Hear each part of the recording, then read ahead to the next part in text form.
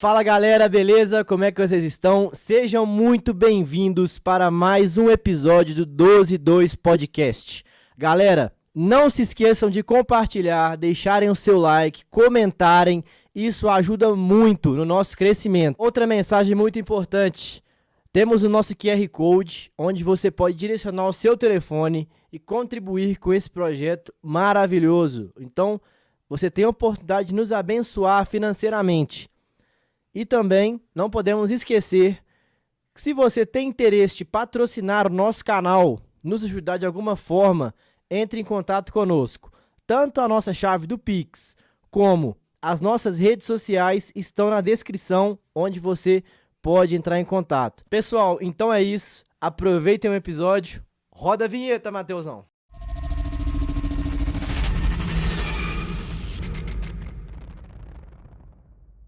Fala galera, como é que vocês estão? Nós estamos aqui ao vivo, mais um dia nesse dia maravilhoso que o Senhor preparou para nós. Eu tô aqui com o Hugo.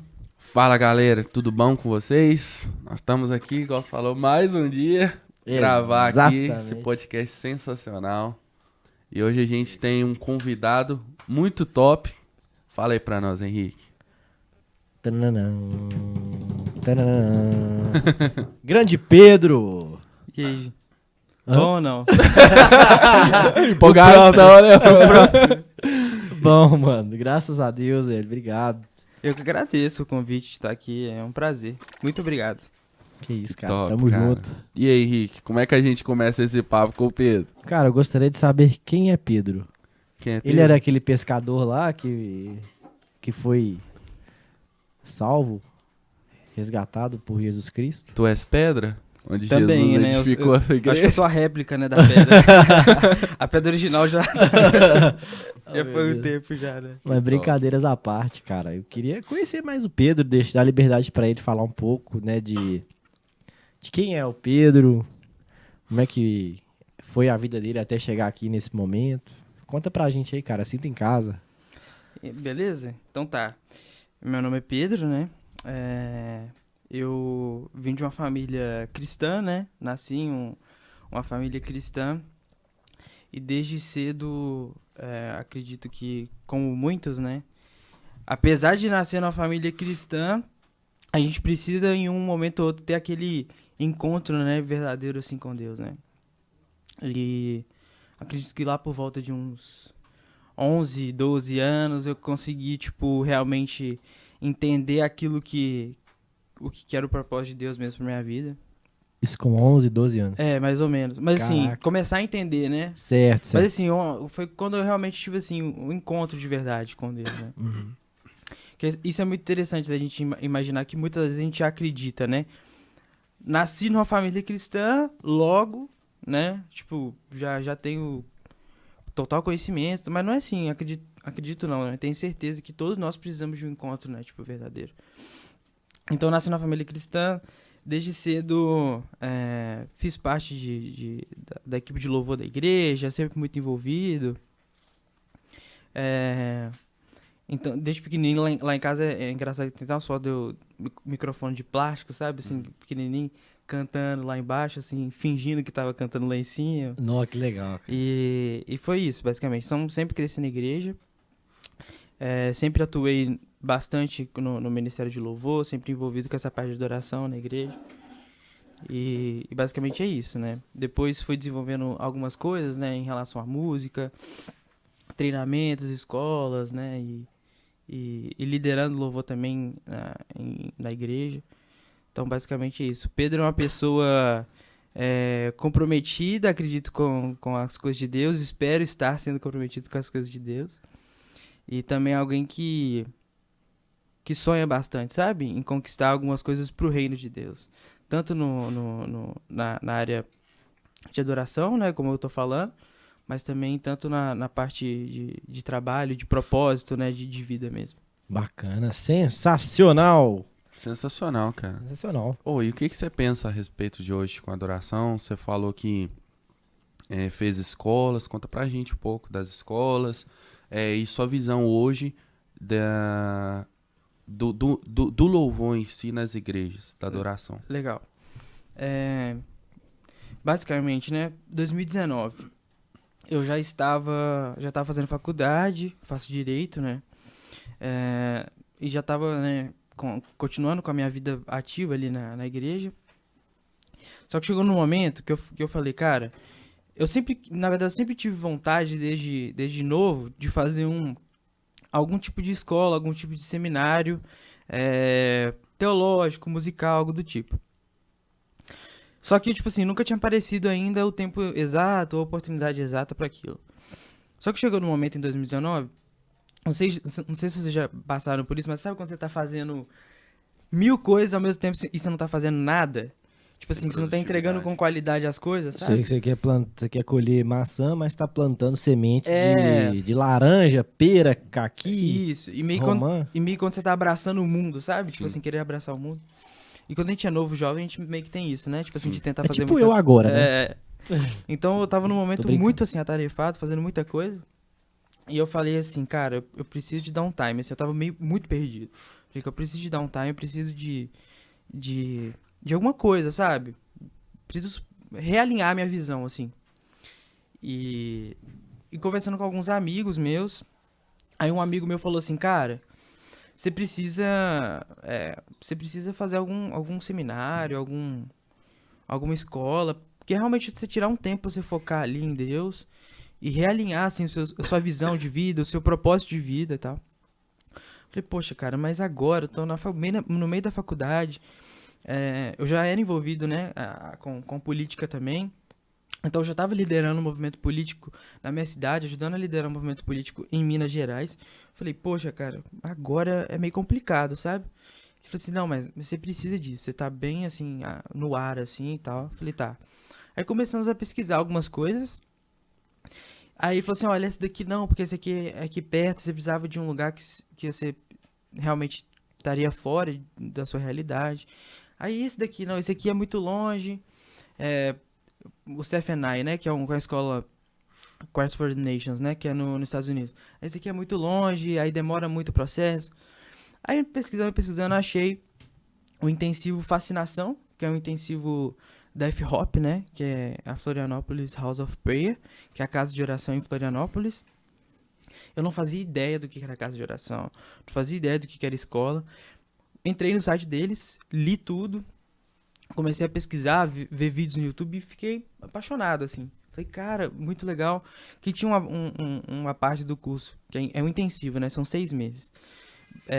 Bastante teológico, assim, tipo assim, de fundamentos, né? Da fé e tal. E ao mesmo tempo a gente tinha esse ensino e esse critério de ter adoração e louvor dentro da sala de oração. Falei, nossa, cara, que maravilhoso e tal. E, poxa, 6 meses. Só uma pergunta rapidinho. A F-Hop ela é uma extensão da I-Hop que tem nos Estados Unidos? Essa é a pergunta que muitos fazem. Eles não são institucionalmente ligados ao I-Hop. Mas quem fundou a F-Hop foi o Dwayne, que veio do I-Hop. Entendeu? Mas eles não são ligados, ou seja, tipo assim, a F-Hop ela é independente. Correto. É completamente Mas teve a inspiração da I-Hope. O cara lá do I-Hop, o Dwayne, ele teve um chamado bem específico de Deus para a vida dele, veio para Florianópolis e abriu uma casa de oração, uma sala de oração, que é hoje o F-Hop. Que top. Então, nesse período, eu pesquisei bastante, fiquei apaixonado com o lugar. Só que, falei, vou tentar, então. Fui, tranquei faculdade e fiz, na verdade, fiz a inscrição primeiro e tranquei a faculdade, porque tem um processo, né, seletivo, assim, para os alunos e tal, algumas etapas, porque, por ser um curso interno eu falo no seguinte sentido, de você ir para lá, ficar 6 meses morando com outras 60 pessoas, então, assim, é um curso que ele exige muito de você, mas também exige muito do seu psicológico, do seu emocional, né? São 6 meses fora de casa.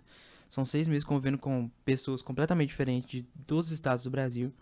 Então eles fazem um processo, né? De seleção, assim, para entender quem que você é. Então tem algumas entrevistas, acho que se eu não me engano são 2 entrevistas que eles fazem com você. Bacana. E você envia alguns documentos.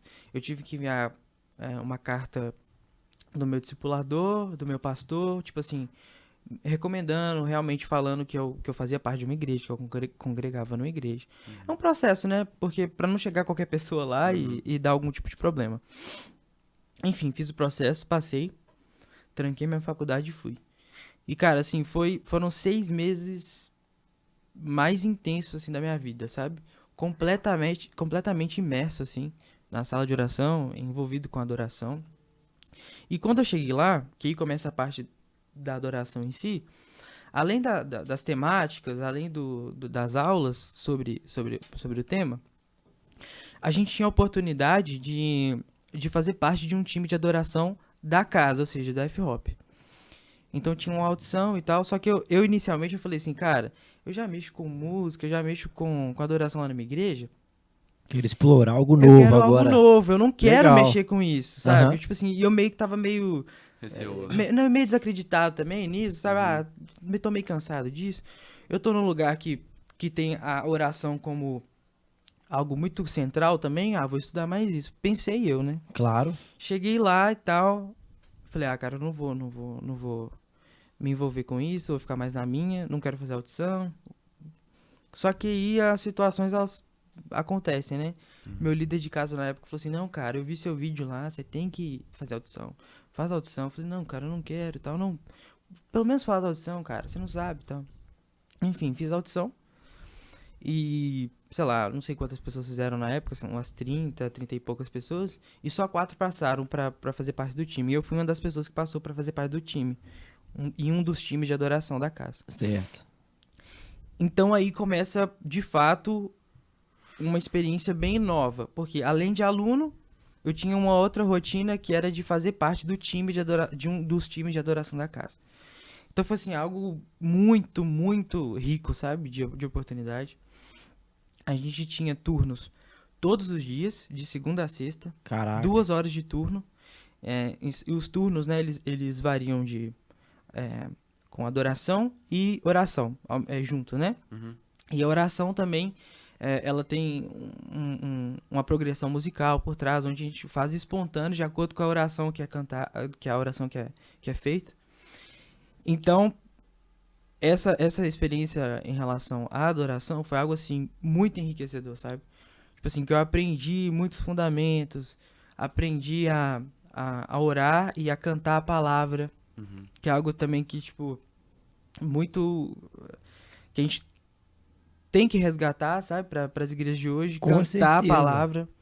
E já emendando na pergunta, acredito que uma das necessidades hoje para adoração, minha visão de adoração hoje, acredito que a gente tem tido um movimento bom nesse sentido, mas é voltar para a centralidade da adoração, para o lugar de cantar de fato a palavra, sabe? Sim. A gente, acredito eu, que a gente se perdeu um pouco durante o tempo.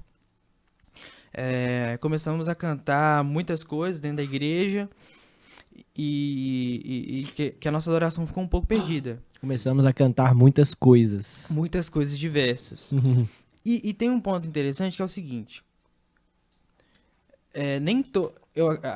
Porque a gente tem que fazer a separação de tipo, cara, a adoração, primeira coisa, ela não é só música, né? A adoração, ela não é só música. E a gente tem essa mentalidade bastante errada de que eu só tô adorando quando eu tô cantando, eu só tô adorando quando eu tô na igreja lá com a minha mão levantada, pá. Só que não é assim, cara. A adoração, ela é um sentido muito mais amplo, é de vida mesmo.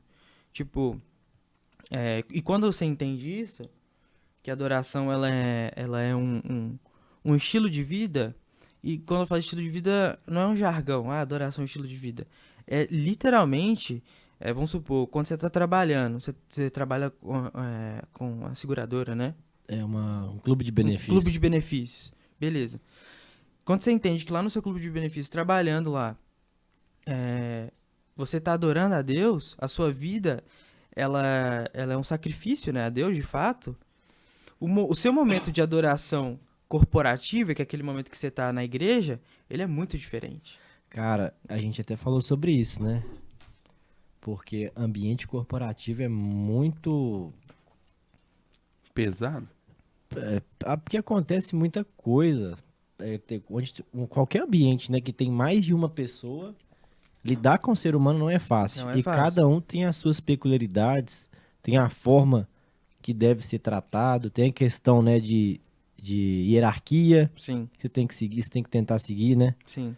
Então são muitos desafios e qualquer coisinha que você faz fora daquela reta, qualquer desvio que você faz, já gera uma pequena discussão, ou então desentendimento. E pra nós que somos cristãos, cara, eu vou te falar, não é fácil não, porque por escolhermos ser cristãos, é claro que já temos uma cruz para carregar. Uhum. Perfeito. Então, é como o João falou ontem na pregação, né? Lá na igreja. Você aceitou Jesus, você se converteu, escolheu seguir os caminhos do Senhor, já é um peso de responsabilidade que está sobre você. Exatamente. Não quer dizer que seremos perfeitos. Sim. Sim. Mas nós devemos estar atentos a todo momento, revendo nossas atitudes para melhorar. Sim. Sabe? Eu sou muito falho, cara. Eu, assim, o dia inteiro, né? A gente vai errar, mas a gente tem que estar disposto a encarar as consequências daqueles erros e tentar melhorar, cara. Acho que isso que é fundamental, no final das contas. Porque, por exemplo, eu dei esse exemplo do trabalho, mas é um exemplo que, tipo assim, serve pra tudo, cara. Às vezes, naquele momento que você tá em casa, sabe, assim, arrumando seu quarto, no momento que, sei lá, qualquer pessoa tá fazendo algo que você não imagina, mas Deus pode receber glória através daquilo que você tá fazendo, sabe? Não é só cantando, não é só, tipo assim, estando na igreja, naquele momento ali, aquele ali é só a ponta do iceberg, cara. Uhum. Se você o dia todo, a sua vida toda, assim, você tá levando a sua vida como um sacrifício mesmo, em adoração constante, quando você chega ali naquele momento de adoração com a igreja, é muito diferente. Sim. Porque a sua consciência já tá formada, tipo assim, cara, naquele momento que eu conversei com o cara do estacionamento ali, naquele momento que eu sentei pra conversar com os meus amigos, naquele momento que eu passei um tempo com a minha família ali, eu tava adorando a Deus também, sabe? Sim. E isso muda completamente seu estilo de vida. E esse é um ponto, assim, que eu acredito que na mentalidade da igreja brasileira a gente precisa enfatizar pra que a gente não fique, tipo assim, perdido, sabe? E achar que o momento de adoração, enfim, é só aquele momento ali na igreja, é prejudicial por quê? Então, quando eu tô fora, se eu não tô adorando, então aquilo que eu tô fazendo não tem que ser direcionado pra Deus. Exatamente. Aí você entra nesse calcanhar de Aquiles, assim, sabe? Esse ponto que você fica... Que as pessoas, elas ficam meio, tipo, uai, como que eu faço agora? Sendo que a vida toda, que a gente chama... que isso é um pensamento reducionista, né? Você reduz a experiência com Deus, você reduz Deus para aquela única experiência dentro ali do campo litúrgico, né? Que dentro ali do templo. Exatamente. E isso é muito errado, sabe, cara? Porque a nossa vida, ela tem que ser... O cristianismo, né? O sacrifício de Cristo, ele foi para uma vida completa. Ele não foi pra gente ficar dentro da igreja cantando. Ele foi pra gente ser salvo, ser sal, ser luz em todos os lugares. Viver a vida, né, velho? Viver a vida. E de forma que Deus receba glória através disso. Então eu vejo a adoração muito nesse sentido, sabe? Uhum. Primeiro ponto. Que a gente precisa trazer a adoração para esse lado de vida, ou seja, nossa vida como uma adoração completa para Deus.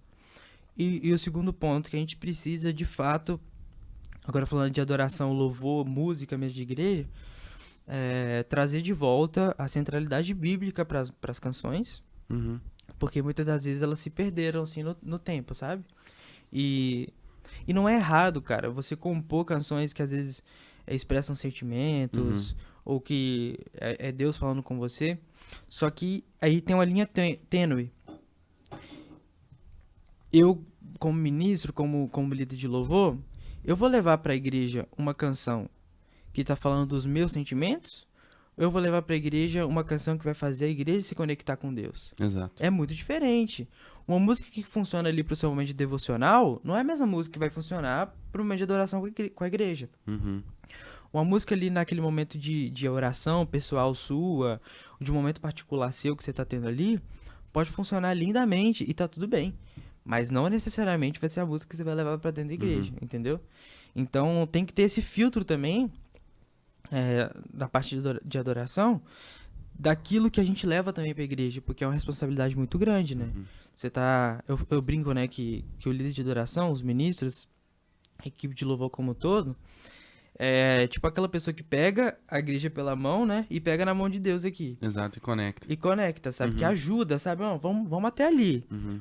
Mas se você tá cantando uma música completamente humanística, né? Tipo assim, antropocêntrica, né? Tipo assim, de colocar o homem no centro, já não faz mais sentido estar todo mundo ali cantando junto, sabe? Verdade. Você acha também que essa falta de profundidade bíblia levou a igreja a adorar com emocionalismo? Algo que não parte da parte de Deus, algo que não vem de Deus, mas parte do lado humanitário, algo mais focado em nós? Eu acho que sim. Eu acho que assim,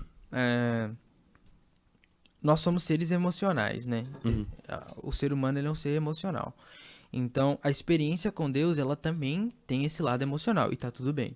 Sim. O problema é quando eu deixo essa experiência emocional acima da experiência de fé racional e de fé, tipo assim, experiência verdadeira com Deus. Porque, por exemplo, uma música, sem ela ser cristã ou não, ela pode te deixar arrepiado ou não. Sim, verdade. Cara, eu já ouvi músicas que não são cristãs, por exemplo, que mexeram com o emocional. Você vê constantemente pessoas chorando, cantando. Então, tipo assim, a música por si só, ela já tem um quê, assim, emocional muito forte. Agora, quando a gente perde esse lado da centralidade bíblica das canções, a gente abre espaço pra isso, entendeu? Abre espaço pra coisas, por exemplo, esse emocionalismo constante com as canções. E enfatizando novamente, eu posso me emocionar com algo que é bíblico. Agora, emocionar com algo que não é bíblico, aí é complicado. Você tá dentro de um ambiente que teria que ser bíblico e você tá, assim, só indo na onda, entendeu? Só indo na onda. Cara, queria só fazer um comentário. Uma coisa é você ser levado à emoção em um caminho que não é reto. Outra coisa é você estar na igreja com uma música que é bíblica, com fundamentos bíblicos, e ser tomado por emoção. Nesse caso, eu entendo como a emoção algo complementar ao objetivo final. Sim. Que é o quê? Uma consequência ali do Entregar caminho, né? a sua adoração em espírito e em verdade ao Senhor. Com sua alma, com sua força, com aquilo que você tem. Exatamente. Top. Mas entendo também que deve haver um equilíbrio, sabe? Sim, Porque não pode ser só emoção. não pode. A palavra nos orienta a prestar um culto racional, né? Sim. Então, cara, esse equilíbrio é o que a gente precisa buscar nos dias de hoje. E esse emocionalismo, ele prejudica até o entendimento daquilo que você tá cantando. Sim. Cara, assim, às vezes você para pra pensar, aquilo que a gente canta, algumas canções, você fica, uau, isso aqui é muito forte, cara. Você tem certeza que você tá cantando isso? Exato. Ou às vezes, cara, isso não tem nada a ver. Sabe, por que tá, sabe, algumas coisas assim que às vezes as pessoas elas não param pra pensar. Uma música, por exemplo, uma música antiga, né? A gente tá falando que a gente gosta de música antiga. Sim. Aquela música,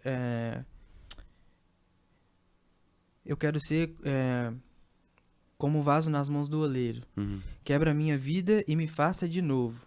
Eu quero ser um vaso novo.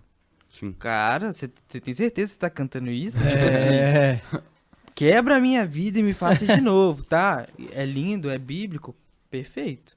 Mas, sabe, a gente tem que ter essa noção também, cara. Do Isso que a aqui é gente muito canta. forte, cara, Sim. sabe? E cantar também com esse entendimento, sabe? De entender as coisas de fato. E esse emocionalismo, ele prejudica, acredito eu, a nossa noção do que a gente tá cantando, a nossa noção do que a gente tá professando, assim, né? Do que a gente tá entregando pra Deus. Mas igual eu falei, faz parte a emoção, mas ela não tem que ser aquilo que conduz a minha adoração. Sim. Ela tem que ser só algo que faz parte ali, né? Uma consequência. Uma né? consequência, Cara, um exemplo. Eu adoro o Pai Nosso, velho. A oração do Pai Nosso. Mas a Bíblia nos orienta que nós não podemos seguir repetições, né? Sim. E na igreja, quando a gente começa a criar uma rotina, uma estrutura de vida, de ir à igreja, de participar de ministério, de trabalhar, infelizmente ou felizmente, né? A gente acostuma com aquela situação. Então talvez não estejamos fazendo um Pai Nosso. O nosso Pai Nosso, entre aspas, seja nossas atitudes dentro da igreja. Uhum. E a gente só criou o hábito de repetir. E perdeu a essência da adoração. Isso é um problema. Verdade. Verdade. Isso a gente tem que tomar muito cuidado, velho. Eu lembro, cara,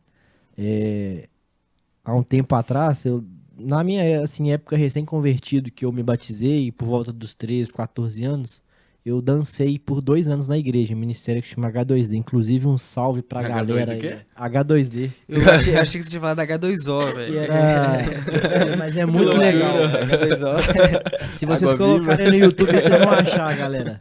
Que loucura. Se vocês colocarem no YouTube, vocês vão achar H2 elevado, né? H elevado a 2, que é hip hop. Que massa, tá, mano. entendi. Que Hip louco. hop e o D de Deus. Hip hop para Deus. Nossa, Entendi. que louco. E era um grupo, assim, de mais de 20 pessoas. A gente criava coreografias, Que massa, apresentava em escolas, Legal. congressos da igreja. Uhum. E nessa fase, cara, eu lembro que eu fiquei 2 anos. Depois de 2 anos, eu tava sentindo exatamente isso que eu falei com vocês. Que não era mais por prazer, por amor. Era uma obrigação, velho. Uhum. Já não tinha aquele sentimento, A paixão, aquela paixão, sabe? A noção de pertencimento, né? Aquela tesão de falar, cara, eu tô aqui pelo Senhor Sim. e vambora, vamos pra cima. Não, cara, eu tava cumprindo tabela. Sim. Já tinha conquistado meu lugar dentro da equipe, de vez em quando fazia meus solos. Uhum. Mas você acha que isso aí foi algo relacionado ao você encontrar seu chamado? Ao seu ministério ali? Também, porque naquela época eu comecei a fazer músicas, Que massa. entendeu? Só que eu sempre gostei muito de dançar. Uhum. Só que assim, eu já tava em outra vibe, acho que foi um ciclo. Mas aí lembro que eu cheguei na minha liderança e falei, cara, eu não faço isso mais por amor, eu faço por obrigação. Pra cumprir tabela. Pra cumprir tabela. E se for Aí pra é cumprir complicado. tabela, eu não quero estar aqui mais. Perfeito. E, cara, pra entrar foi uma luta, cara. Eu, assim, me passaram um teste, era uma coreografia de 9 minutos. 9 minutos, pra quem nunca dançou, velho. Uhum. E hip hop, tipo, fazia umas paradas muito diferentes e Sim. tal. Pra vocês terem ideia, sabe polichinelo? Uhum. Eu não sabia fazer polichinelo no aquecimento. Porque tinha que ter um aquecimento antes. dançar hip hop, o cara. Eu não tinha coordenação pra fazer polichinelo, velho. Meu Deus. Pra vocês entenderem o nível que eu entrei lá Que nível e chegamos, o nível que chegamos, Então, assim, pra mim foi uma grande vitória. Até meu pai, eu pergunto ele, fala, pai, qual das minhas conquistas em vida, assim, que o senhor mais admira? Uhum. Ele falou, foi quando você passou no teste do H2D, Que legal. sabe? Uhum. Não, Porque tipo ele assim, viu que foi algo que você superou não 100%, foi, né? foi, É. porque o padrão é o quê? Não, você conquistar um emprego bacana. Eu já trabalhei na Leroy Merlin, velho, com uma multinacional. Uhum. Já, tipo assim, já fui pros Estados Unidos, morei quase 6 meses nos Estados Unidos. Uhum. Mas se eu perguntar pro meu pai, que é a pessoa que mais me conhece na vida, Uhum. ele vai falar, cara, foi quando você passou no teste do H2D. Que doido. Que massa. Mas, tipo, claro que tinha uma logística, né? Pegava Sim. ônibus. Era 1h30 de ônibus pra ir, 1h30 pra voltar, os dias da semana. Tinha que correr atrás de gente pra me passar os passos, senão eu não ia aprender. Uhum. E aquela pressão e meses de treinamento pra chegar no dia e apresentar em 9 minutos. Nossa. Não, falar nisso é até interessante perguntar ao Pedro. A gente vê muito essa frase bíblica que fala que o amor de muitos estão se esfriando. Você acha que tem acontecido isso principalmente na adoração? Eu acredito que tem um link, sim. Agora, eu acredito muito, cara, que que um dos pontos, assim, o que as pessoas não percebem. No caso, você percebeu. Mas o que é mais perigoso é quando a pessoa não percebe, cara. Uhum. Às vezes ela tá indo lá, cumprindo tabela já, que a gente chama de ficar no automático, né? Ligou o automático ali. E ela não percebe mais que ela tá... Ela não percebe que ela tá nesse nível. Então, é muito complicado porque é o que a gente chama de ativismo religioso. Uhum. É aquela pessoa que ela é ativa na igreja, faz muita coisa, Mas quando ela vai fazer uma análise profunda de si mesma, ela não tá fazendo com o coração dela de fato. Verdade. Ela tá ali, sabe, trabalhando. Às vezes é uma pessoa que faz muito, mas não é muito. Entendeu? E isso é muito, muito complicado porque Deus não chamou a gente pra fazer. Deus chamou a gente pra ser algo nele. E a partir desse lugar que a gente é nele, a gente faz coisas. Só que a lógica, muitas das vezes, até por conta das nossas estruturas de igreja, né, que precisam realmente, demandam trabalho e tal, só que acontece que as pessoas elas associam o seguinte, cara, se eu tô fazendo, se eu tô cantando, se eu tô ali ajudando a recepção, se eu tô ali trabalhando no marketing, né, na igreja, na produção audiovisual da igreja, eu tô servindo a Deus. Cara, beleza, mas você tá fazendo algo pra Deus, você tá sendo algo pra Deus, sabe? A partir de que lugar? Então, o serviço a Deus, ele não deve ser estritamente ligado ao fazer, entendeu? Então, eu acho que é muito disso, sabe? Esse ativismo religioso, ele é algo que fez com que as pessoas ficassem nesse automático. Porque elas falam assim, cara, se eu tô indo na igreja toda semana pra trabalhar lá na mesa de som, se eu tô indo na igreja toda semana pra fazer alguma coisa na igreja, eu tô servindo a Deus. Você tem certeza que você tá servindo a Deus?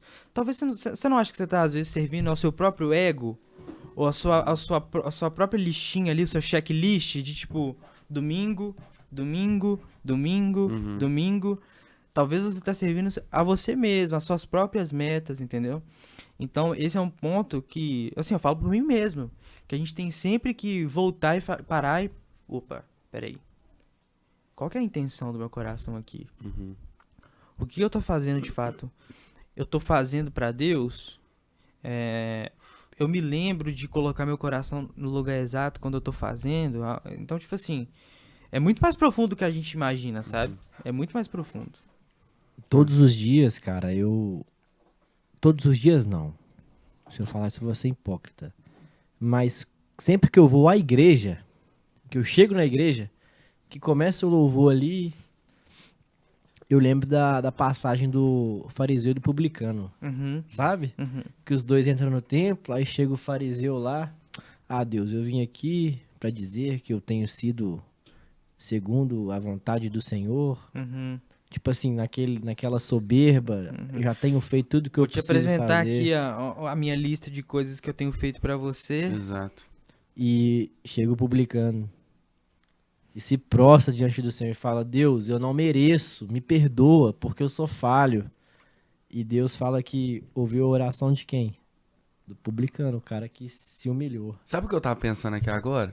É interessante a gente entrar no aspecto de adoração, porque a gente conversou também com um outro rapaz, o João, ele fala muito de avivamento. Você acha que o avivamento vai vir dessa parte de adoração, quando o pessoal realmente se arrepender? O que você pensa?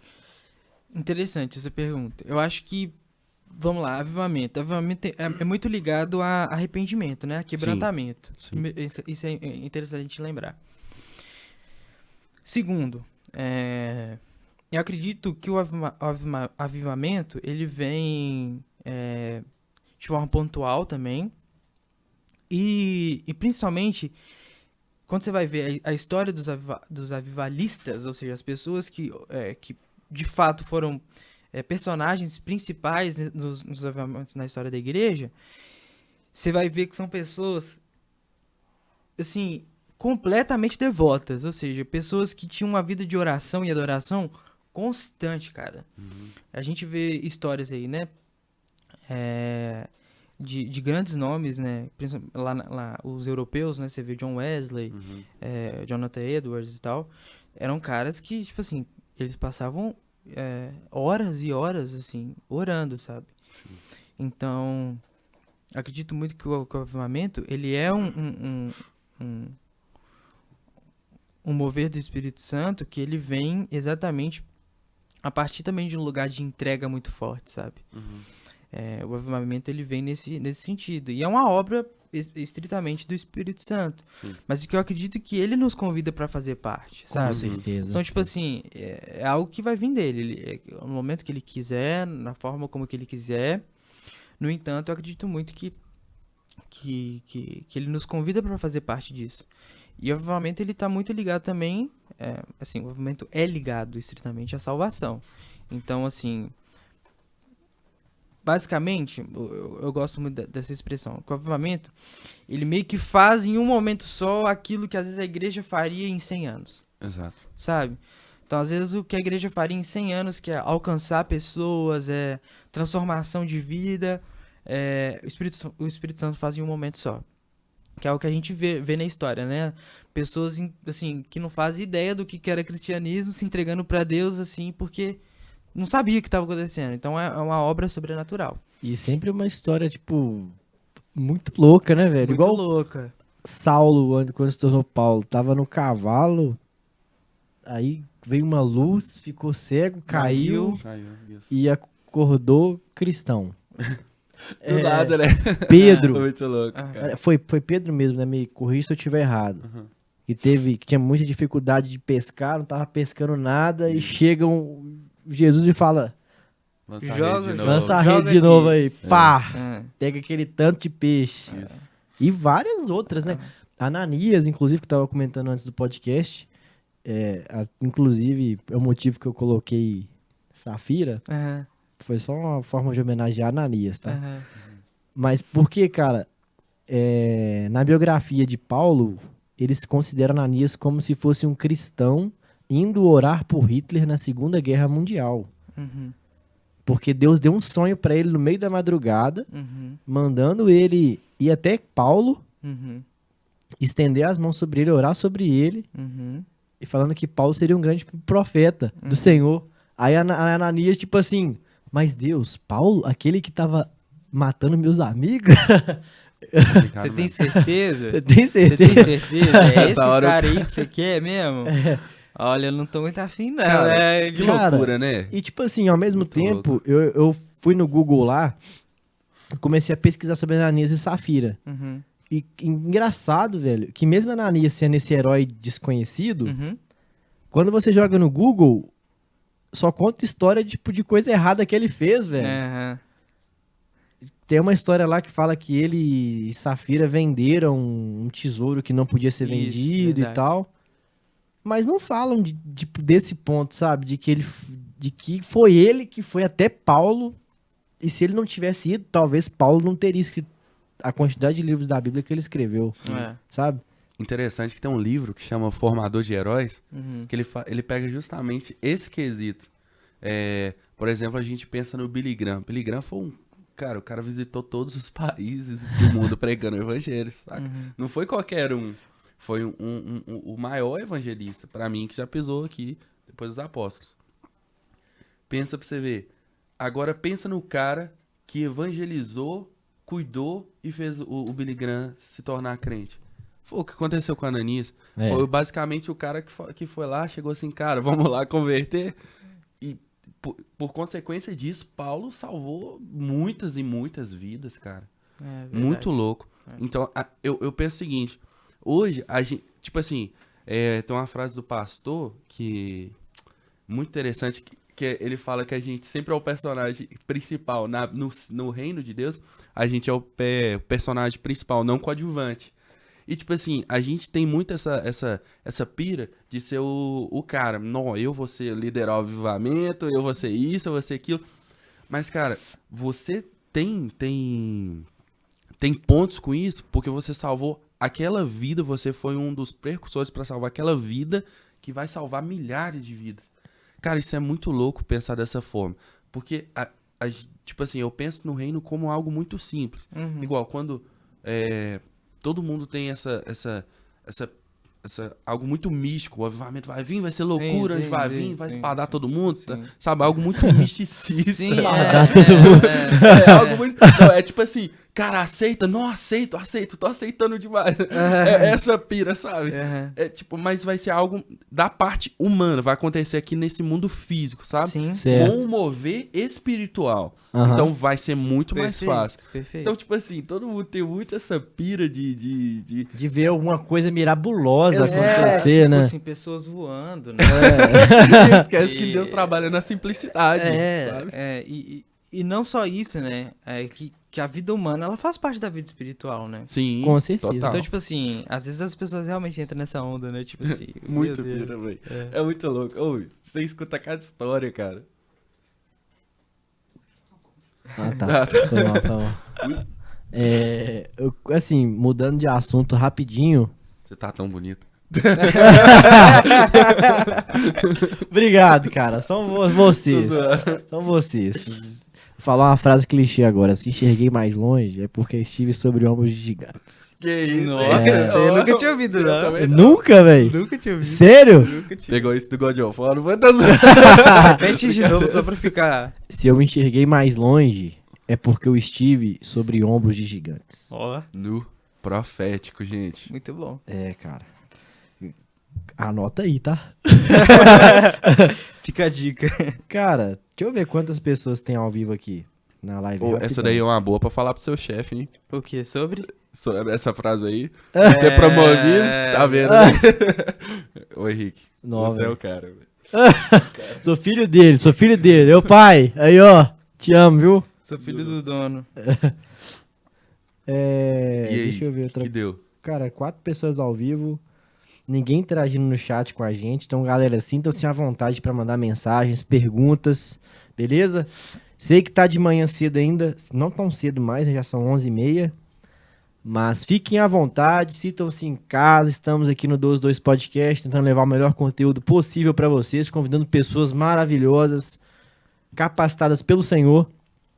E eu falei que queria mudar de assunto, né? Mudei de assunto e agora eu gostaria de fazer mais uma pergunta. Faça. Você falou que trabalha com política. Isso. Conta um pouco mais sobre o seu trabalho pra gente, cara. Assim, até onde Como surgiu você esse é negócio, né? permitido, né? Não Tá, sei tá, o vamos nível lá. de informação que você pode passar pra gente, mas... Então, basicamente, cara, meu envolvimento com política, ele foi desde muito cedo. Eu tava ali no ensino médio ainda e eu comecei a estudar e tal, eu vi algumas coisas assim, falei, estranho isso, nas aulas, né? Falei, poxa, e eu sempre fui muito curioso, sempre gostei de estudar, sempre gostei de ler. Então, eu ia pra internet, procurava livro e tal, e eu começava a pesquisar. E nessa trajetória aí eu encontrava pessoas também, amigos, né? Que gostavam também e tal, beleza. Comecei a estudar por conta própria os assuntos, né? Pesquisava vídeos no YouTube, pesquisava documentários, livros, artigos e comecei a pesquisar.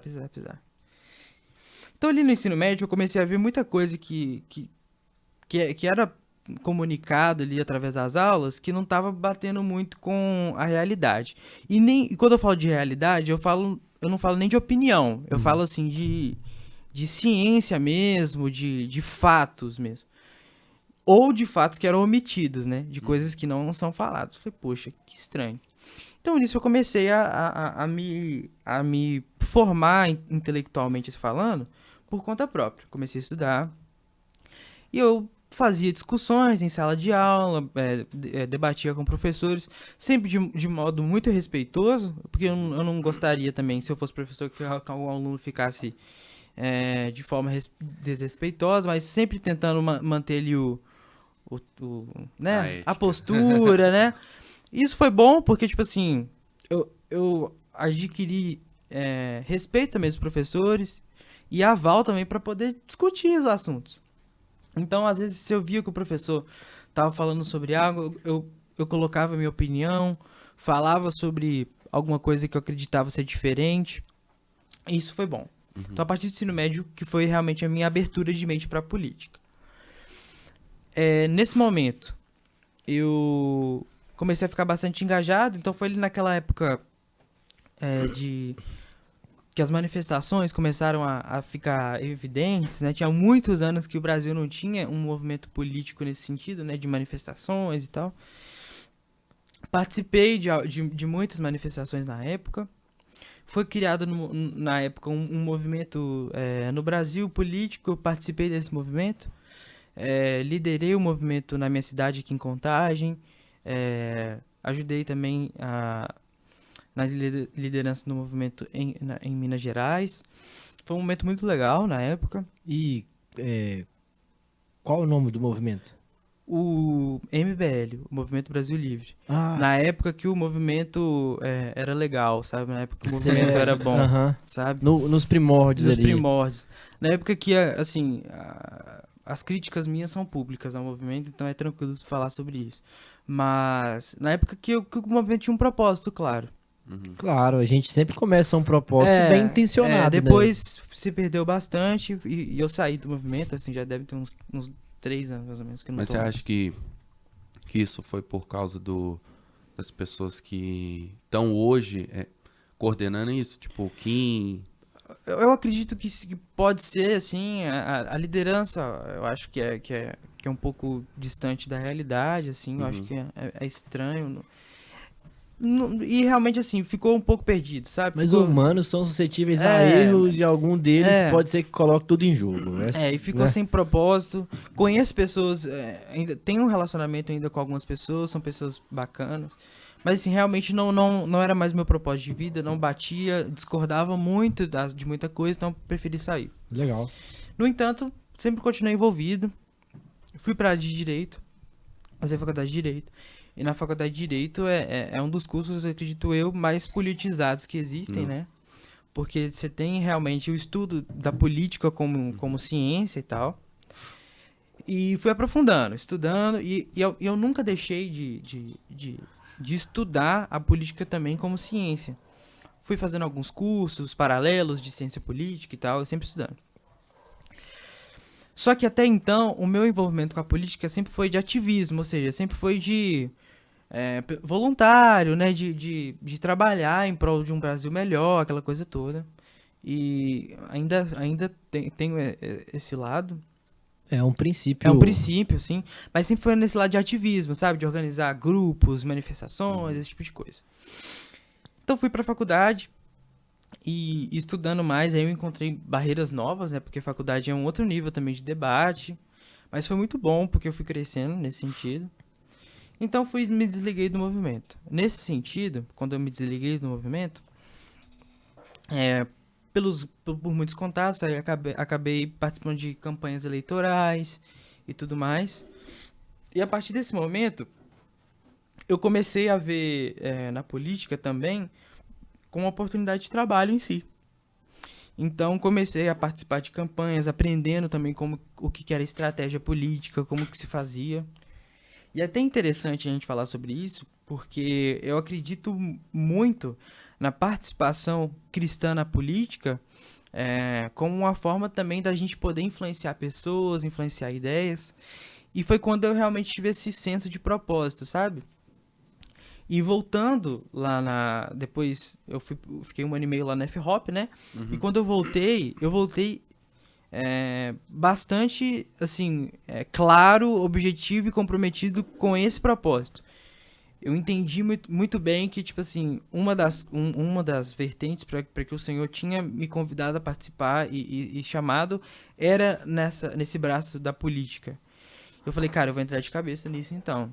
Eu realmente tinha essa convicção, tenho essa convicção que o Senhor me chamou para trabalhar com isso e para poder ser sal, poder ser luz nesses lugares. Então, parabéns, cara. Eu acho muito legal quando um jovem se posiciona nesse sentido, porque hoje em dia, cara, a gente precisa de bons representantes lá, viu? Numa área também, que igual a gente tá falando, totalmente polarizada, né? Completamente. Com 2 lados, assim. Não é fácil, não é fácil. Brigas, Então, assim, né? desde já te parabenizo pela postura, pela coragem, sabe? Admiro muito essa atitude. Mas aí foi nesse sentido. Quando eu voltei, eu falei, cara, então eu vou começar a me empenhar nisso. Porque, primeiro, o gosto pela política sempre foi muito evidente. Gostava muito de fazer isso. E trabalhar com isso é algo muito... Assim, você tem que trabalhar com aquilo que você gosta. Segundo, tinha uma rede de contatos relativamente boa. Então, poderia, assim, atuar na área. Então, logo quando eu cheguei, abri uma empresa que chama Petran Digital Media, que é uma empresa focada especificamente em marketing e comunicação política. Então, nessa empresa, a gente faz esse trabalho de produção visual, audiovisual de marketing e comunicação para políticos e assessoria política. Então, a partir desse momento, quando eu voltei, eu foquei 100% na empresa e nesse trabalho.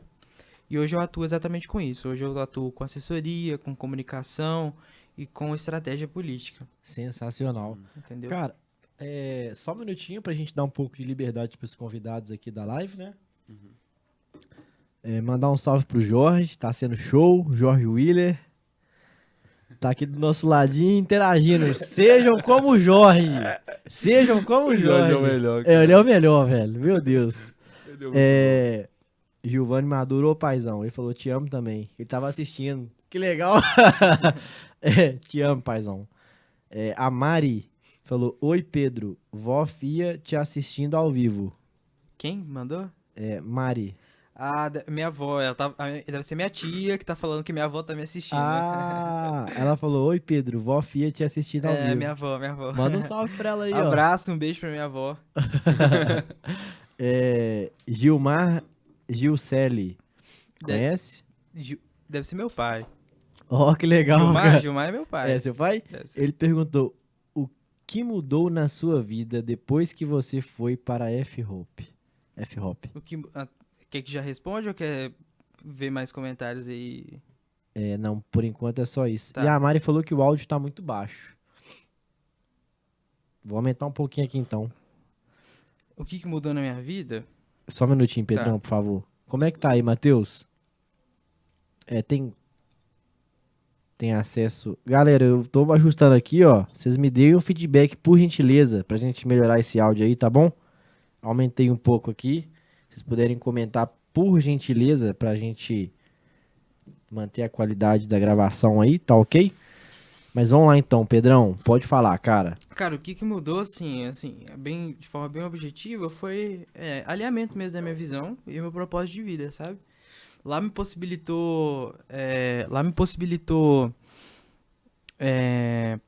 focar em Deus, tipo assim, me possibilitou eu ter um momento estritamente ligado em Deus e poder, tipo assim, realinhar meu propósito de vida.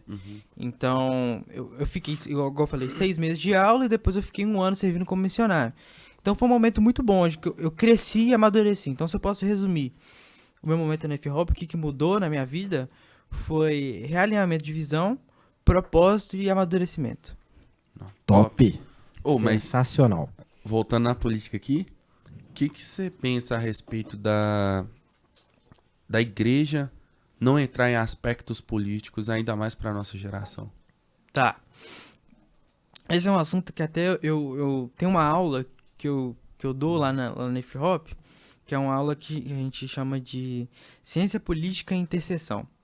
E eu falo exatamente sobre isso, sobre a participação do cristão na política, né? Historicamente falando, a igreja, por muito tempo, não se falava de política na igreja. Se você vai ver a história, né? Antigamente, não se falava de política na igreja. Então, a gente tinha esse modus operandi, né? De tipo assim, cara, política não se fala na igreja, política é algo fora da igreja e beleza.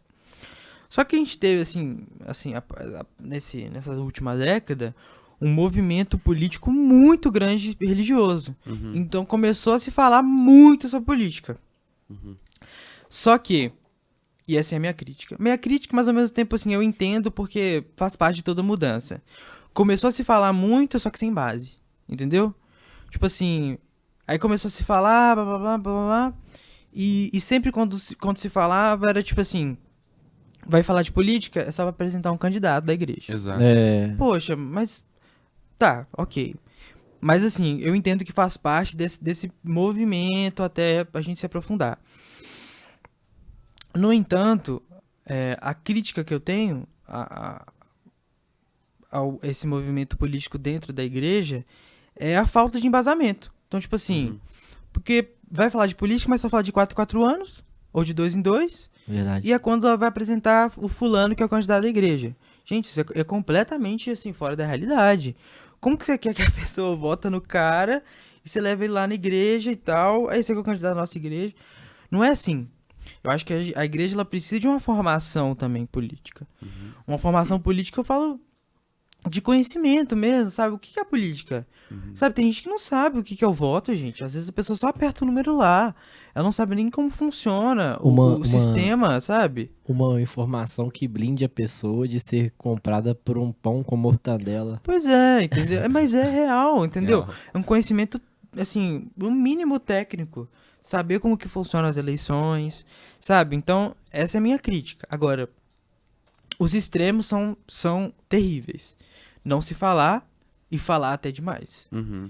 Porque a igreja, ela é um agente político, isso é fato, porque, lembrando, agente político é porque a família é um agente político, as ONGs, todo mundo é agente político. Isso. Mas eu falo assim, é porque são órgãos que têm influência na política. Uhum. Mas os extremos são terríveis. Falar demais e falar pouco. Falar que política é do diabo é terrível. E também falar que só cristão é um bom político também é terrível, entendeu? Sim. Então, tipo assim, você tem esses extremos. Então, a gente teve uma época na igreja que, primeiro, political completamente do diabo, é terrível, blá, blá, blá. Mas você tem um pensamento também que eu critico também, que é o seguinte. O cristão só pode votar no pastor. Ou só pode votar no cara que é indicado pela igreja. Não, cara. Entenda a política, entenda o processo, veja aquele cara que verdadeiramente vai cumprir um bom mandato e vota nele, entendeu? Então, essa é uma das críticas que eu faço hoje pro movimento político-religioso, é essa. O seguinte, isso pode ser polêmico, mas ao mesmo tempo eu acredito que não seja, porque é bem teórico e bem prático. Você tem um fulano que ele é pastor e ele vai ser candidato, beleza? Sim. E não faz ideia o que é ser político. Exato. Mas aí você tem um outro cara que às vezes nem cristão mas é um cara que tem uns valores que você compactua. Um cara técnico, um cara que estudou, entendeu? Um cara que é capacitado. Você viu ali que aqueles valores que a igreja tem, o cara, ele tem aqueles valores também. É um cara que vai chegar lá e vai enxergar a realidade, tipo assim, ver que, sei lá, vai melhorar a vida das pessoas por meio de redução de imposto. Sabe, vai ser um cara que vai trabalhar para que o Brasil se abra economicamente, que são coisas benéficas pro país. Com certeza. Aí você vai deixar de votar num cara, porque ele não é cristão, mas vai votar num pastor Que eu não entendi que nada. não sabe nada, entendeu? Então a gente tem que ter esse Mas equilíbrio que tem fé também. em Deus. Isso aconteceu na última eleição? E vários entraram de carona, Exato. entendeu? Então essa é uma crítica que a gente tem que equilibrar, parar e pensar, poxa, ele é cristão, beleza, mas eu quero ver qual é o currículo dele. Ele é cristão, beleza, mas qual é o conhecimento que ele tem? Ele sabe o que um deputado verdadeiramente faz? Qual que são os projetos de lei dele? Ele vai chegar lá e vai ficar representando só o cristão? Ele vai ficar lá batendo só na pauta cristã? Ou ele vai ser um cara que vai saber conversar com as outras pessoas? Porque algo que eu sempre falo é o seguinte. Eu defender aqui pra vocês, como comunidade evangélica, eu falar contra o aborto? Beleza. Eu chegar lá no Congresso e falar que o aborto não é de Deus? Não, você tá doido. Entendeu? Então, tipo assim... Não faz nem sentido. Não faz nem sentido, porque, tipo assim, beleza. Pra eu falar pras pessoas aqui os meus argumentos bíblicos contra o aborto é algo. Agora, eu chegar no Congresso que eu vou precisar de argumentos jurídicos, Técnico, tudo. técnicos, legislativos, é outro naipe, gente. É outra realidade, entendeu? É racional. É racional. Sim. Então, a igreja ela precisa se posicionar nesse sentido. Vamos preparar as pessoas, de fato, para que elas sejam pessoas que defendam os valores cristãos, mas que também saibam, tecnicamente, como atuar na política. Como se posicionar, né? Exatamente. Que tenha a estrutura necessária para construir a edificação para a vida dela. Como que eu vou comunicar isso, né, lá dentro? Eu sei comunicar com a igreja, beleza, mas você sabe comunicar lá dentro? É outro assunto, sabe? É outro nível de debate. Eu creio também que essa falta de conhecimento, entendimento por parte política tem polarizado também as igrejas. Tá tendo uma divisão ali. Ah, eu sou isso, eu sou aquilo. Os pastores, né? Sim. Tem pastor se associando a um, pastor se associando a outro. Exato. Peraí, cara. Não era o contrário? Não seriam os representantes que tinham que se associar às igrejas? Exato. Parece que a igreja tá subjugando, sabe? Ficando abaixo dos caras, tipo assim, entrando embaixo da asa dos caras, tipo assim, eu acho isso completamente prejudicial, sabe? Porque aí acaba que a igreja fica ali na mão, né, da pessoa e não é isso. A gente tem que ser sal, tem que ser luz e posicionar e falar, cara, a gente pensa isso e pronto, e obviamente, igual eu falei, também em níveis técnicos, né? Sim. E com relação... cara, isso daqui agora a gente vai ter que perguntar. E com relação à polarização aqui no Brasil entre As eleições, né? senhor Luiz Inácio e Jair. Essa é uma questão também muito, assim, presencial, né? Assim, que a gente vê, assim, constantemente. E é até engraçado, porque hoje você tem igrejas, como a gente falou, pastores que estão se associando, tanto a um como a outro. Uhum. No entanto, agora essa é uma opinião pessoal minha, é que eu acredito que para você conseguir ter uma fé cristã sólida, e tendo essa fé cristã sólida, ela não compactua com a ideologia de esquerda, a ideologia comunista, socialista. Uhum. Então esse é o primeiro ponto. Eu entendo a motivação pela qual alguns cristãos se associam à imagem de esquerda, e aqui não estou fazendo defesa de Bolsonaro, porque eu também sou um crítico, mas ao mesmo tempo eu sei ponderar aquilo que é bom, aquilo que é ruim, como qualquer pessoa do mundo. Com racionalidade, né? É o que a gente está falando aqui agora. Exato. Eu não tenho nenhum tipo de emoção política. Uhum. Mas, falando sobre o cristão, politicamente falando, eu entendo as pessoas que se associam a pautas de esquerda, a pessoas de esquerda e serem cristãs, entendo a motivação. Mas eu prefiro considerar que elas são ignorantes, no sentido de, tipo assim, elas não conhecem de fato aquilo que elas estão defendendo. Porque é o que eu falo, cara. Quando a pessoa é de esquerda, pra mim eu sou bem prático. Você tem duas opções, ou você é ignorante ou você é mau caráter. Uhum. Porque, cara, defender aquilo que os caras realmente defendem é algo completamente fora da... Mas você fala isso na perspectiva cristã. Sim. Ah, tá. Na verdade, pra todos. na verdade, é pra todos. Porque, tipo assim, se você é ignorante no sentido de... Eu não tô falando de ignorante nesse sentido coloquial da palavra, mas tô falando ignorante assim, de não conhecer de fato Sim. a ideologia. Você olha ali superficialmente e fala, deve ser legal, é algo coletivo, algo que vai... em tese, né? Tipo assim, é algo para as pessoas como um todo, não é algo individualista e tal. Então, essa pessoa que ela é ignorante, no sentido de ela não entender, eu entendo. Mas quando a pessoa ela conhece a ideologia, sabe o que a ideologia causou no mundo, sabe aquilo que a ideologia é de fato, e mesmo assim continua sendo, aí pra mim é falta de caráter mesmo. Tipo assim, é algo que tá intrinsecamente ligado à pessoa, sabe? Tipo assim, porque pra mim não faz sentido nenhum se defender uma ideologia que matou mais do que o nazismo, por exemplo, se defender uma ideologia que na China matou as pessoas de fome, entendeu? Defender uma ideologia que, por exemplo, na Coreia do Norte, o culto cristão ou qualquer religião, na verdade, é proibido, porque em último estágio da ideologia comunista, o Deus é o Estado, o Deus é o líder do Estado. Então você vê isso claramente na Coreia do Norte, eles têm estátuas dos líderes espalhadas pelo país, e as pessoas lá se dobram diante daquela estátua e tal. Então assim, algo completamente assim, distinto e fora da realidade do... Super imperialista. Então tipo assim, fora da realidade do que a gente como cristão defende. Então, tipo assim... Eu entendo como se eles, tipo assim, fechassem os olhos pro mundo e falassem assim, agora a realidade que eu vivo é a realidade que todos têm que viver. E, tipo assim, fechar os olhos pro mundo, velho. Os caras já tá no metaverso. Os caras têm, sabe? Então, tipo assim, você conhecendo essa realidade e defender assim, isso é, tipo assim, surreal. Eu não lembro ao certo qual verso de Provérbios que fala isso, mas comentamos na célula de quinta-feira, de que nós temos que ouvir aos outros porque ouvir é um princípio da sabedoria. Sim. Quando você se fecha, você tá indo contra um princípio bíblico. Sim. Então, teoricamente, errado, sabe? Não, e só de você, tipo assim, porque na ideologia socialista, comunista, não existe espaço para Deus. Por que não existe espaço? Porque as pessoas elas precisam se desconectar da religião, se desconectar da espiritualidade, se desconectar da família, para ter um foco estritamente pro líder daquele estado. E aquele cara vira o Deus, entendeu? Porque, tipo assim, eles precisam, de fato, controlar as pessoas. E como que eles vão controlar isso? Tira a religião delas. Tira a base familiar delas.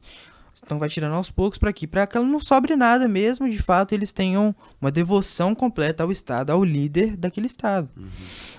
Então, assim, um cristão defender isso, gente, é tipo assim, é completamente absurdo, é não cristão, sabe? Então, assim, eu converso com os cristãos, com cristãos que pensam dessa forma, tranquilamente, mas igual eu falei, eu espero e verdadeiramente espero acreditar e gostaria muito que todos fossem só ignorantes mesmo, tipo assim, no sentido de não conhecer ou de estarem iludidos com essa realidade. Cara, entendeu? eu conheço uma família de esquerda, mas assim, cara, são pessoas que é impossível você não amar. Sabe? Sim. Então acho que ainda a gente pode colocar um outro ponto aí. Nessa, além da ignorância. E você falou arrogância ou ignorância? Ignorância mesmo. De ignorar, né, ali, não saber. E o outro foi mau caráter. De ter realmente de entender a realidade, saber o quanto é mal e mesmo assim ser adepto. Eu acrescentaria perfeccionismo. Porque se você olhar o ideal da esquerda, é uma vida perfeita, cara. É pegar dos mais ricos, repartir pros mais pobres, deixar tudo igual. Esse ponto, legal, cara. Também concordo. Tipo assim, a gente tava até falando da blusa, né? A blusa aqui, carona. Mas se for preciso eu vender a blusa pra comprar algo que vai trazer benefícios pra mais pessoas, benefícios coletivos, cara, não sou apegado a isso aqui não, sabe? Tô dando um exemplo. Então, a esquerda também tem pontos positivos. E acho que vale acrescentar esse perfeccionismo. Mas você entende, por exemplo, que esse ponto que você falou é muito, muito interessante. Você entende que esse é um sentimento que você faz como indivíduo? Tipo assim, a minha blusa, eu vendo ela e vou repartir. O que os caras pensam é o seguinte, eu vou obrigar todo mundo a fazer isso de forma estatal. Então, tipo assim, é algo completamente, sabe? Tipo assim, fora, entendeu? Tipo assim, o sentimento é esse e tá super certo. O problema dos caras é, tipo assim, é você inverter a lógica e falar assim, você tem algo? Não, você não tem algo mais. Agora todos têm algo. Então, tipo assim, você tira esse individualismo e torna um coletivismo assim que é completamente descabido. Você acaba com o livre-arbítrio. Os caras pegou um princípio humano e distorceu da forma que eles querem que a gente pense. E assim, quando você vai estudar até as raízes lá, né, que você vê o Karl Marx e tal, tipo assim, é um cara que não trabalhou, um cara que vivia às custas da esposa, os filhos se suicidaram, tipo assim, uma vida toda ferrada, um cara que criou uma tese pro proletário, mas que nunca pisou no chão de fábrica. Exatamente. Sabe? Então, tipo assim, é algo, quando você vai na raiz do problema em si, é muito distinto, é muito errado, é muito absurdo, entendeu? Pô, cara, e só pra frisar, eu não estou condenando quem tem uma roupa cara, algo do tipo. Tenham roupas caras, trabalhem pra ter roupas Exatamente. caras. Eu, por exemplo, sou extremamente capitalista, cara. Essa é a vantagem do capitalismo, eu gosto de trabalhar justamente por isso, pra entender que, tipo assim, eu também posso conquistar as coisas, sabe? Deus me dá a força, me dá a graça de viver. E vamos trabalhar para conquistar coisas boas, coisas melhores, entendeu? Antes da gente começar a conversa aqui, eu tava vendo aqui no Instagram e eu vi uma notícia. O Jeff Bezos, né? O da Amazon, né? O fundador da Amazon.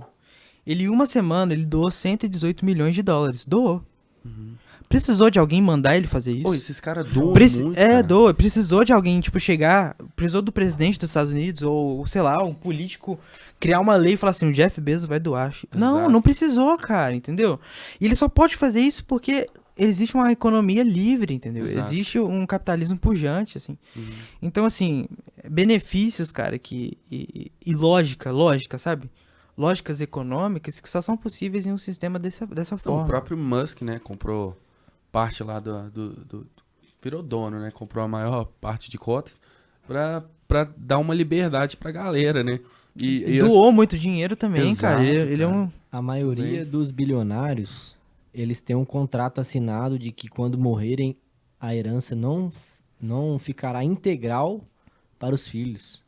Será doado a instituições de caridade, instituições filantrópicas. Podem pesquisar aí, ó, Bill Gates, que assim, esse estudo meu é um pouco mais antigo, mas tenho certeza que os atuais também seguem o mesmo padrão. Sim. Porque eles sabem, mesmo sendo filhos, já pensou, velho? O cara bilionário, O cara com 80 anos de idade, com um filho de 25, o cara viveu 80 anos, batalhou demais construindo algo. Pra ele, velho, eu sei que é filho, mas, por exemplo, um cara de 30 anos pegar aquela quantidade de dinheiro, você acha que ele vai Aí vira os Marx da vida, né? Entendeu? Exatamente. Então, tipo assim, o cara fica ocioso, né? Começa a pensar demais e faz besteira. Então, a ideia é o seguinte. Se o cara não tivesse a grana que ele tem, tipo, igual o Jeff Bezos, será que ele não ia conseguir doar 118 milhões, entendeu? E você não pode, cara, principalmente nós cristãos, a gente tem que defender a liberdade das pessoas. Sim. Sabe? A gente não tem que defender o controle das pessoas. Nós somos servos de Cristo. A gente não é servo a ninguém. Se eu não me engano,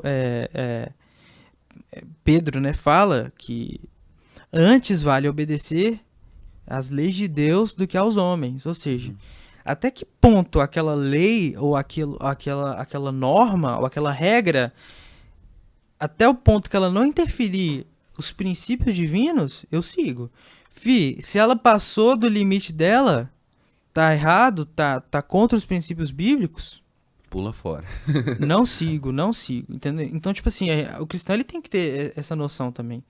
Então a gente tem que defender a liberdade das pessoas empreenderem, as pessoas poderem usufruir do seu próprio trabalho e que outras pessoas não controlem outras pessoas. Isso é completamente antibíblico, gente. Com certeza. Vou defender um controle das pessoas? Eu não posso defender isso. A gente entrou até no aspecto, por exemplo, as reformas, né?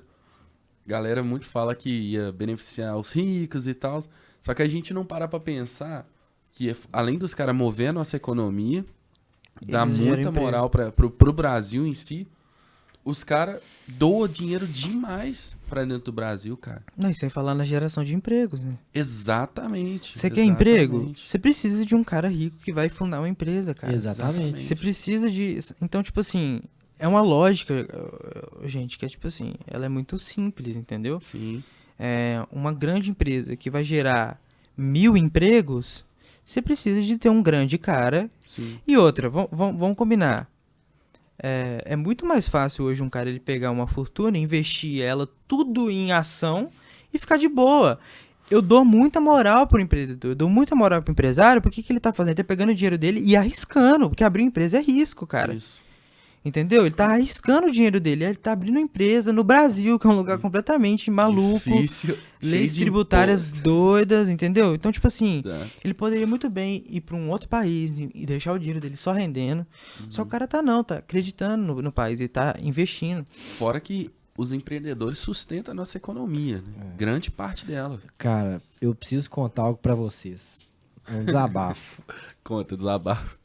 Hoje eu tive que acordar cedo, porque eu cheguei do evento da empresa ontem, não conseguimos abrir o portão, levei o carro pra casa, deixei a estrutura desmontada dentro da Saveiro lá, e tive que acordar cedo pra devolver o carro pra empresa hoje, que ia ter outro evento e eu não ia, eu deixei pro pessoal lá. Fui na padaria, velho, lá perto, na Tio Louro, ali no Confidentes.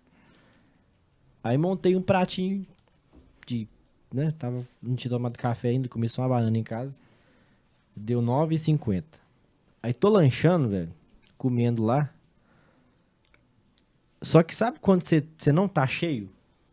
Cheguei na metade do prato, falei, velho, vou devorar isso que eu tô com fome ainda. E nessa hora, entrou um morador de rua com a filha dele.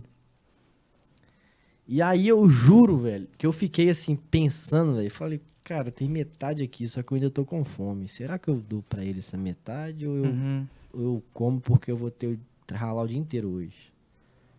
Aí eu pensei mesmo, velho, de coração, fiquei pensando assim. Falei, cara, hoje eu vou comer. Aí eu comi, enchi minha barriga e fui embora. Paguei minha conta e fui embora. Mas isso ficou preso em mim, sabe? Eu não sei a realidade daquela pessoa. Não sei quais são os vícios que aprendem, não sei quais os motivos que fizeram ela estar na rua. Mas uma coisa eu sei, que se ela quisesse trabalhar, emprego não falta, não. Isso é um fato. Isso é um fato relevante. E agora, por exemplo, a economia, só numa economia, por exemplo, livre, a gente possibilita que essa pessoa possa trabalhar também, né? Tipo assim, que ela vai em algum lugar e acha emprego de fato. Cara, você vai nos Estados Unidos, você falou que teve lá, né? Você pode ver, quase toda loja tem lá que tá contratando, entendeu? Então, tipo assim, o cara, ele consegue trabalhar tranquilamente, assim, ele tem uma oportunidade de emprego que possibilita ele ficar tranquilo. E só numa economia, cara, de mercado, só numa economia livre, que ele vai conseguir isso, sabe? E agora, falando, por exemplo, sobre essa parte do cristão e a política, é muito interessante a gente pensar no seguinte sentido. Tem algo na teologia que a gente chama de cosmovisão cristã, né? Que é tipo assim, a forma como o cristão vê a política, ou a forma bíblica, a forma como o cristão vê a vida. Se você pensar que o cristão ele tem valores como amar o próximo, a cuidar do perdido, a cuidar da viúva, do órfão, cara, o cristão é a pessoa mais capacitada do mundo para atuar na política. Correto. Sabe? Porque o final da política, a teórica da política, é o bem comum. Sim. Verdade. E o cristão, cara, ele é a pessoa que ele tem uma cosmovisão cristã, uma cosmovisão bíblica, que é o seguinte: eu preciso ser sal, eu preciso ser luz, eu preciso ajudar o próximo, eu preciso estender a mão para aquele que precisa, eu preciso seguir os passos de Jesus, que foi andar com os perdidos, andar com aquelas pessoas que são marginalizadas e ajudar essas pessoas. Cara, quem não que não seja cristão, sabe?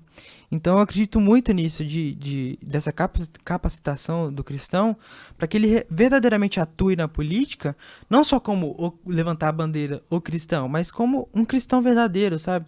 Que chega lá, ajuda as pessoas de fato, porque ele tem uma mente, uma visão completamente coerente com a finalidade política, sabe? Alguém isso que nós estamos fazendo é fazer política. Entendeu? Então, um cara que tem como valor, né, o cristão tem como valor amar o próximo, estender a mão para aquele que precisa, a caridade, né? Alguém que verdadeiramente quer ajudar a sociedade, poxa, é uma pessoa ideal para estar ali, sabe?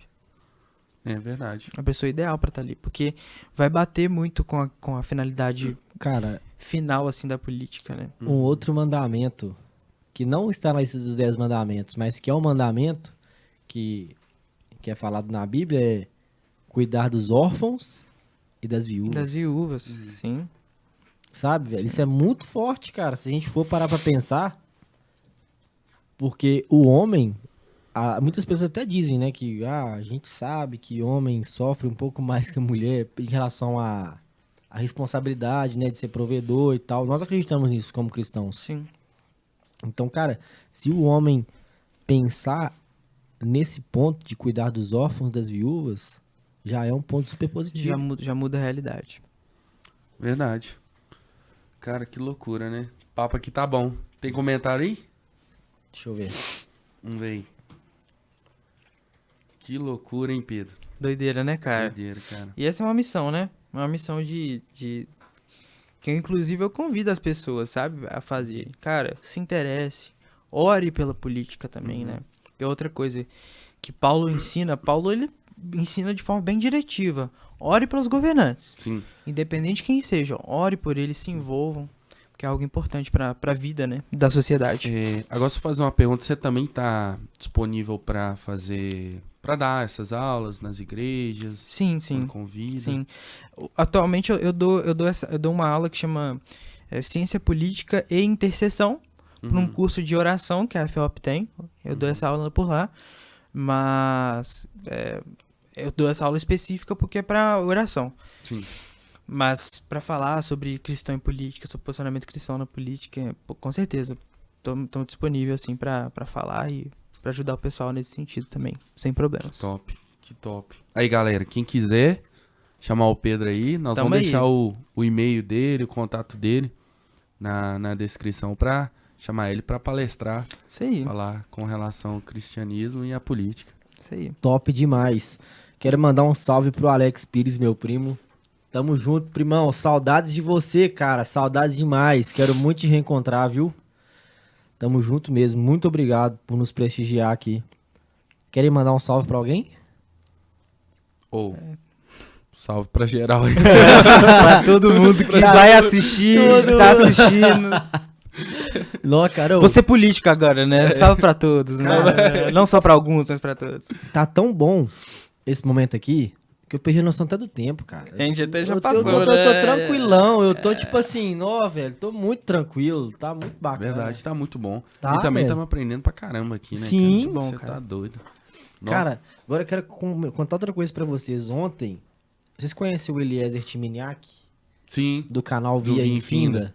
Você conhece, Pedro? Não conheço. Não conhece? Recomendo, Depois você cara. vê, é muito engraçado, velho. Ele tem um livro que chama O Guia do Viajante Galáctico. Mas faz a pergunta aí que seu pai fez. Meu pai, na verdade, não fez uma pergunta. Ele mandou um comentário. Ele falou, política pública que se adapta à realidade contemporânea, com perspectiva de futuro. Não radical, ideológica, insensível à conjuntura e necessidades do povo e da estrutura de subsistência do Estado. Bem portuguesado. Uau, Muito top. ele só fez um comentário. É. Interessante. Por exemplo, é interessante a gente pensar, quando a gente fala, assim, em política pública, né? A gente fala de formas de você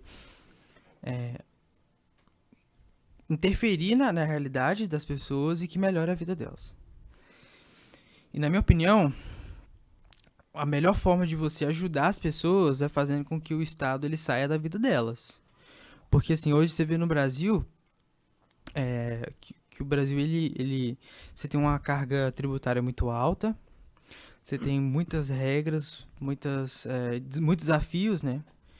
Então uma das formas que eu acredito de você poder ajudar da melhor forma o brasileiro, ou até mesmo as pessoas de classe mais baixa, é você tirar essas obrigações absurdas da vida das pessoas. Exato. Às vezes a gente fica, a gente precisa de mais um auxílio. Não, cara, a gente precisa, na verdade, tirar tanta coisa que as pessoas precisam pagar para o Estado. E, obviamente, você tirando esse tipo de obrigação, de taxa, imposto, blá, blá, blá, isso vai melhorar, assim, a qualidade de vida das pessoas muito, assim, em níveis altíssimos, sabe? Sem Verdade. dúvidas, sem dúvidas. E aí conseguimos chegar num país de primeiro mundo, né? Com certeza. Sair dessa Com certeza. estagnação eterna. E o Brasil tem esse potencial. O Brasil Demais, é um país cara. grande. Nosso agronegócio um agronegócio forte, tem uma indústria fortíssimo. que está a cada dia tentando crescer, né? Uhum. Então, uma das formas que o Brasil precisa, assim, urgentemente, é diminuir o imposto E as reformas. e as reformas estruturais, né? Que Uhum. precisa fazer com que o Brasil realmente vá para frente. Mas em tese é o seguinte, a gente tem a faca e o queijo na mão. Uhum. A gente realmente precisa fazer com que isso aconteça. Porque, infelizmente, o que precisa ser feito a gente sabe. Uhum. Só que a classe política não faz exatamente porque eles se beneficiam disso, né? Porque pensa, os caras, a classe política, né, como um todo, vão colocar os poderes, né? Legislativo, executivo e judiciário, recebe recursos advindos de impostos. Qual que é o incentivo que essa galera tem de fazer com que o imposto abaixe? Não faz sentido pra eles. Você entendeu? Não tem um incentivo. Uhum. Então a gente precisa mudar isso também para que a população de fato ela possa desfrutar disso. Porque se você for pensar, hoje o cidadão que mais paga imposto é o cidadão mais pobre. Porque a maior quantidade de imposto ela está nos produtos de consumo. Então você pensa, para um cara que é rico, ele vai fazer uma compra da casa dele, vamos supor que ele gaste no mês ali, porque obviamente ele tem dinheiro, ele pode comprar mais coisas, vamos supor que ele ganha 20 mil reais, ele gastou R$1.000 de compras ali, de alimento, beleza? Isso aí vai representar o quê? Uma parcela mínima do salário dele, mínima. 5% do Agora salário pega dele. um cara que ganha R$2.000. Nó. Se ele fizer a mesma compra, já é 50% do salário dele. Então, quem mais sofre hoje no Brasil é a pessoa de mais baixa renda. Principalmente por conta dos altos impostos que tem sobre o consumo, né? Que é sobre os produtos. Você tem ICMS, PIS, COFINS, vários impostos, várias taxas que prejudicam bastante. Muito. E fazendo todo o link... É onde entra também a sonegação de muitas empresas. Onde entra a sonegação. E fazendo esse link... E voltando pro assunto que a gente tava falando, é exatamente isso, sabe? Tipo assim, o cristão ele tem que ter essa consciência de tipo, cara, eu não vou só ajudar a pessoa que necessita, dando auxílio, trazendo ela, construindo uma casa para ela e tal. Eu vou ajudar a pessoa que mais necessita através de reformas, de mudanças que realmente vão ajudar aquela pessoa pro resto da vida dela. Não vai ser algo assim, sabe? Construir uma casa pra um cara que não tinha casa. Uai, peraí. O que isso vai mudar de fato? Ele vai continuar pagando muito caro nas coisas, sabe? Então o cristão ele tem que ser essa pessoa. Ele precisa ser essa pessoa. Que além de levantar as bandeiras cristãs, morais e tal, mas é aquela pessoa que vai olhar pra realidade e falar assim, cara, eu posso mudar isso, eu tenho conhecimento pra mudar isso, e não vai ser somente por pautas sociais e tal, mas vai ser pelas pautas que vão mudar a vida não só dessa pessoa, mas de uma população inteira, sabe? É parar de ficar enxugando gelo, né? Parar de enxugar gelo. Tem que ir lá na raiz e cortar. Exatamente. E essa é a nossa missão, né, hoje. Fazer com que essa realidade, assim, apareça o mais rápido possível. Bom, estamos caminhando aí pro final. Ou eu fiquei sabendo... O quê? Que quem não dá like, não se inscrever e não compartilhar, vai ter a raiz cortada, hein? Tô brincando, galera. Mas dá o like aí, compartilha pros amigos. Comenta, interajam conosco. Estamos ao vivo, live chat. Então, se você deseja participar com a gente, mandar alguma pergunta, pedir um salve, qualquer coisa, cara, estamos aqui para interagir com vocês, ter engajamento bacana. E aí, Hugão? Uai, agora vamos falar aí, Pedro. Manda um recado aí pro pessoal com relação a política, pro pessoal crente. E fica à vontade pra falar mais o que você quiser aí pras pessoas que estão te assistindo. E vão te assistir também. Eu acho que a mensagem final do nosso papo aqui todo é exatamente esse. De tipo, cara...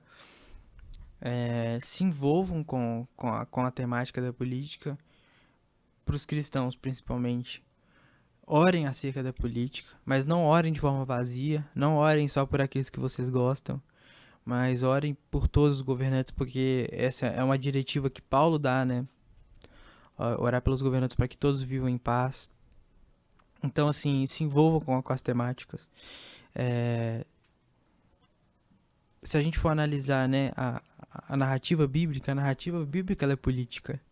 Você vê desde de Gênesis a Apocalipse, cara, é uma narrativa, é uma história política incrível, assim, linda, sabe? Você vê, por exemplo, um exemplo bem claro, o povo de Deus lá, o povo de Israel, né? Os hebreus, na verdade, na época que eles não tinham rei, eles pediam um rei. Quem liderava o povo de fato era Deus, né? Deus era o próprio rei daquele povo. Eles viram um povo que tinha rei. Não, a gente quer um rei. Aí veio Saul. Enfim, são várias narrativas que são políticas, sabe? E a gente não pode se alienar disso. Porque a própria Bíblia ela tem uma narrativa política. E finalizando lá em Apocalipse, quando a gente vê o final dos tempos, os sinais dos finais dos tempos, você pode ver que a maioria é um contexto político, sabe? E o cristão é aquela pessoa que verdadeiramente vai olhar para as estações, os sinais, e vai poder identificar de fato que é o final dos tempos. E como não conhecendo a realidade política, o cristão vai conseguir fazer esse papel dele. Não tem como. sabe? Então, quando você vê que o final dos tempos e os sinais finais, eles sempre vão ser, a maioria deles, sinais políticos, ou seja, acontecimentos políticos, o cristão ele precisa se inteirar, ele precisa fazer parte dessa realidade para que ele, de fato, possa cumprir um papel cristão dele, sabe? Correto. Então, o recado é esse para o pessoal que se envolva com política, se inteirem de política, orem por política, não encare a política só como um tema eleitoral, ou seja, só em eleição, mas vivam por meio disso também. E aqueles que se sentem chamados e gostam disso, interajam também para que outras pessoas gostem, né, do tema, para que outras pessoas venham a participar e fazer com que verdadeiramente nós sejamos sal e luz, sal para aquelas pessoas que precisam e luz no meio da escuridão, né? Esse é o recado para as pessoas aí, para que elas possam se envolver e interagir mais com esse tema. Você tem uma indicação de um livro para essa proposta? Eu tenho uma indicação muito boa que é um livro do professor Franklin, que é um livro que chama Contra a Idolatria do Estado. É um livro excelente. Vou mandar no chat para vocês, galera. É um livro excelente do professor Franklin, que é um teólogo, ele assim, tem se especializado no ramo político também. É de quem? Qual é o nome do autor? É professor Franklin. Eu só esqueci o segundo nome dele, mas é Franklin. Ok.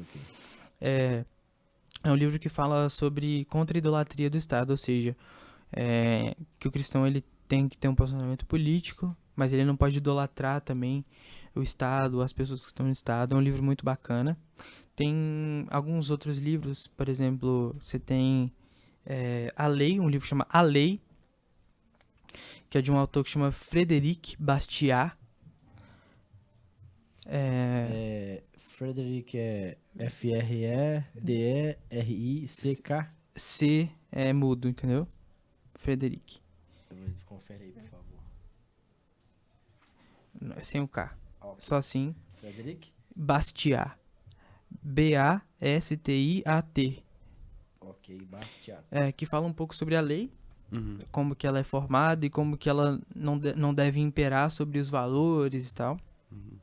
Então, basicamente, são esses dois livros. E pra galera que gosta de economia, que quer dar um up aí, pra entender um pouco melhor sobre economia e mercado, tem um livro que chama As 6 Lições, do Mises. Que é um livro... 6 lições. 6 lições Mises. Como é que escreve? M-I-S-E-S. Mises, ok. Que é um livro que fala sobre economia e sobre como que a economia... É um livro introdutório, sabe? De macroeconomia, assim. Mas não é um livro teórico de faculdade, tá? É um livro bem, assim, tranquilo. Então, são 3 indicações que eu daria. Que é um livro estritamente cristão, um livro sobre leis, e um livro sobre economia, assim. Sensacional. Cara, eu vou ser sincero que, assim, eu gosto de política, tento entender o máximo que eu posso, adoro aquele programa da Jovem Pan na rádio, que tem no horário do almoço, que eles sempre convidam alguém para trocar uma ideia. Sim. Eu gosto muito, tento me manter antenado, mas confesso que nos últimos tempos eu dei uma desanimada, sabe? Eu não tava com aquele ânimo de antes, mas queria falar também que despertou em mim algo para voltar a me interessar, sabe? Que bom. É muito bom conversar sobre isso. A gente vê que realmente pode fazer diferença, né? Onde a gente está inserido. Então, com certeza. Muito obrigado mais uma vez. Eu que agradeço. E é isso aí, gente. Nós vamos encerrar aqui mais um 12-2. Ficamos aqui com o Pedro. Um abraço aí pra vocês. Peraí, não desliguem.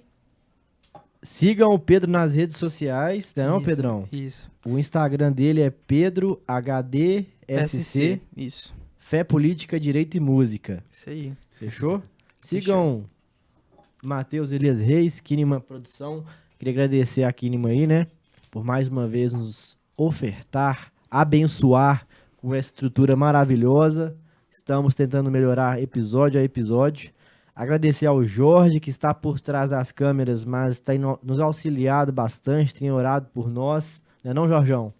Muito obrigado. Obrigado ao Samuel, que não está presente hoje, mas desde o começo do projeto tem nos apoiado, estava aqui conosco. Agradecer a todos os convidados que já vieram até aqui.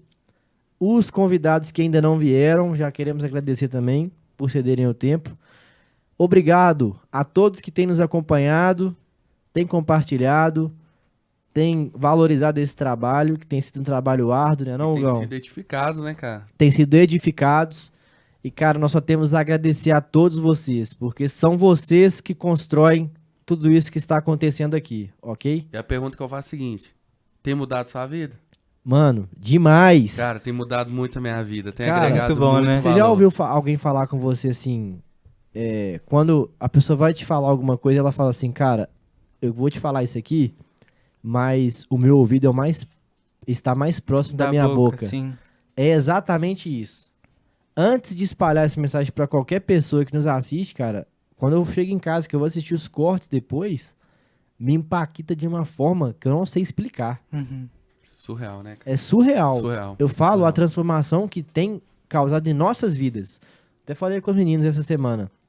Estava no trabalho. Foi um dia assim que eu fiquei um pouco desleixado. Na hora que eu cheguei em casa, eu falei, cara, será que eu posso ser esse Henrique? O Henrique que tá lá no podcast falando de Deus, mas aqui com essa postura, Sim. sabe? Então isso tem me ajudado, antes de qualquer coisa, tem me ajudado a me fortalecer no Senhor e manter firme nos caminhos dele aí. Muito bom. Então muito obrigado, galera, de coração. Valeu, gente. Até na próxima. Falou. Falou.